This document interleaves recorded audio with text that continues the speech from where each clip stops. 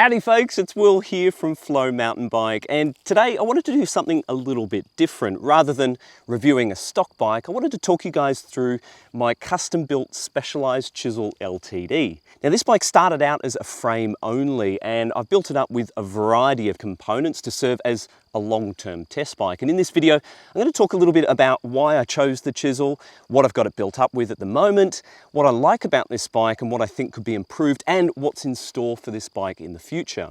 Now, before going any further, I will point out that the full feature on this bike is live right now on flowmountainbike.com. Click the link in the video description below, and that will take you through to the full review of this bike right here. Now, while you're on the website, you'll probably notice there's a whole bunch of reviews, news stories, and travel features which don't always appear on our YouTube channel.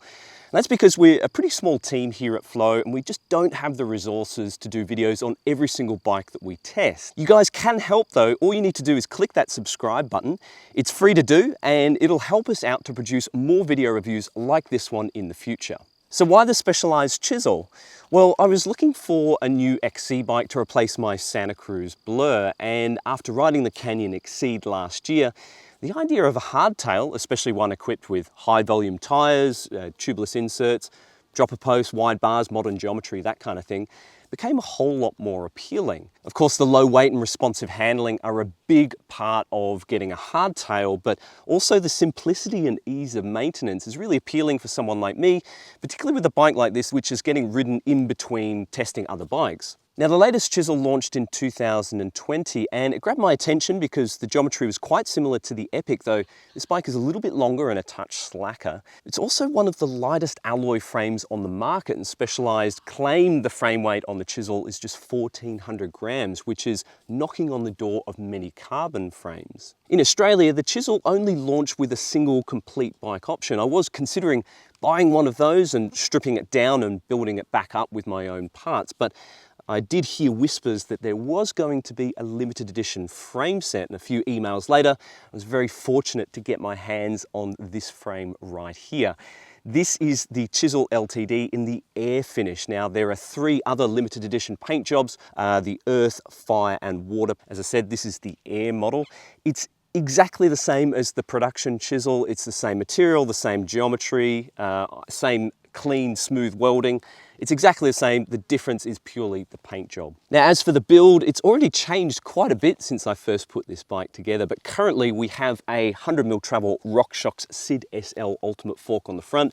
Brilliant fork, super light, 1,300 grams confirmed with the steerer cut and with the axle installed. I've got a Crank Brothers wheel set. This is the Synthesis XCT wheel set. I don't see a lot of these around, but that's a real shame because it's an amazing wheel set. It's built around Industry 9 Hydra hub, so you've got 690 engagement points on the rear free hub. Carbon fiber rims, slightly narrow. We've got a 24.5mm internal width on the rear and a 26.5mm internal width on the front. Very smooth riding wheel set, really impressed with these. Those are wrapped with Schwalbe tyres. We've got a Racing Ralph on the back and a Racing Ray on the front.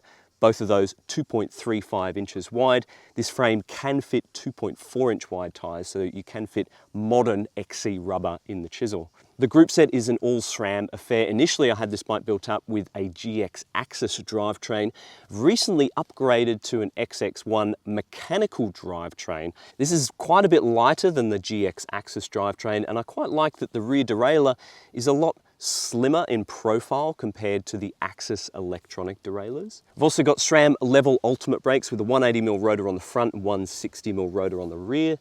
I've got a Bike Yoke Divine SL dropper post, very, very lightweight, 388 grams just for the dropper itself. That's linked up to a Wolftooth remote at the handlebar. As for contact points, we've got a Specialized Power S-Work saddle and Ergon GA3 grips. As for the weight of my Specialized Chisel LTD, well, this bike, as you see it here, weighs just 9.88 kilograms. Now, that is weighed without the pedals, the bottle cage, and the accessories, but it does include tubeless inserts front and rear. I've got a set of Tire Invader inserts.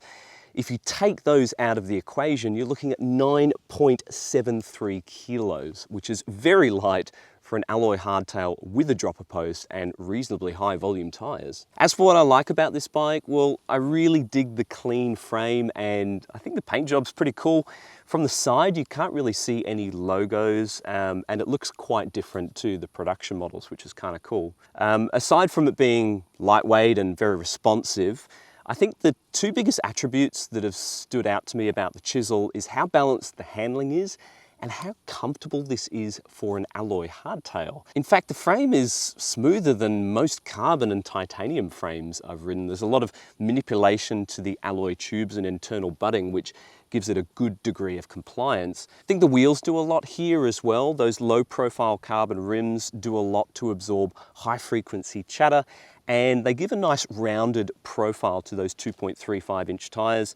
As mentioned before, I'm running inserts front and rear, and I cannot recommend them enough, particularly for hardtail riders. It means you can run slightly lower pressures and quite radically improve comfort. Admittedly, there's no shock in the back of this bike, so you really need as much help as you can get.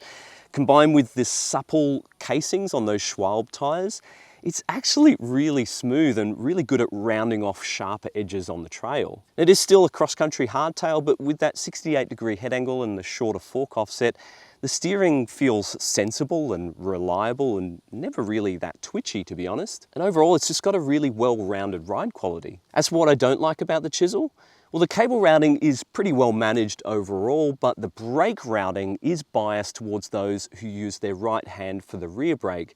As it stands for us Aussies and UK riders, the brake hose can't route around the head tube. I'd like to see another port on the other side so we can do that. Also worth noting is that when I first built up this bike, I was originally going to fit a SRAM G2 brake set with 4-piston calipers, but the caliper at the back wouldn't quite clear the seat stay, and that was also the case for a Shimano SLX 4-piston caliper. It clears fine with Shimano and SRAM 2-piston brake calipers, but it is something worth bearing in mind for any Chisel owners out there who may be looking to increase braking power on their bike. The other minor quibble I have with this bike is that it doesn't use a SRAM universal derailleur hanger like some of Specialized's newer models. It's not really a big deal, it just means there is a specific hanger for this frame, so it's worth getting a hold of one of those and having it in your toolkit just in case. As for what's next for my Specialized Chisel LTD, well, I do really like the Bontrager RSL handlebars. These are very light at just 239 grams, and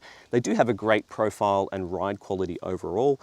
But I do think aesthetically they look a little out of place on this skinny alloy hardtail. I think at some point I will put on a classic 31.8mm diameter handlebar and stem, which will also be a little bit easier to mount lights and other accessories to. I'm also curious to try out this bike with a longer travel fork. Now, Specialized does rate the Chisel frame for up to 110mm of travel on the front, and that would open the door to fitting a bigger 35mm SID or a Fox 34 step cast. That aside, and I think you can probably already tell, I really like riding this bike. I love the clean lines, I love the responsiveness and the low weight, and I really dig the hardtail simplicity too. Enough about what I think though. I'd love to hear what you guys think of the Specialized Chisel LTD. Let me know what you think both of this frame and also the build kit that I've chosen on here. If you've got any questions for me about this bike, about any of the components, I will point out that there is a full spec list in the feature on this bike over at flowmountainbike.com. Again, click that link in the video description below and that will take you through to the review of this bike right here. Feel free to drop any other questions into the comment section below and I'll do my best to answer them for you. Let me know what you think of this video, and if you'd like to see more video reviews from us in the future, make sure you hit that subscribe button right now. That's it from me, guys. I hope you enjoyed this video and I'll see you next time. Tooroo!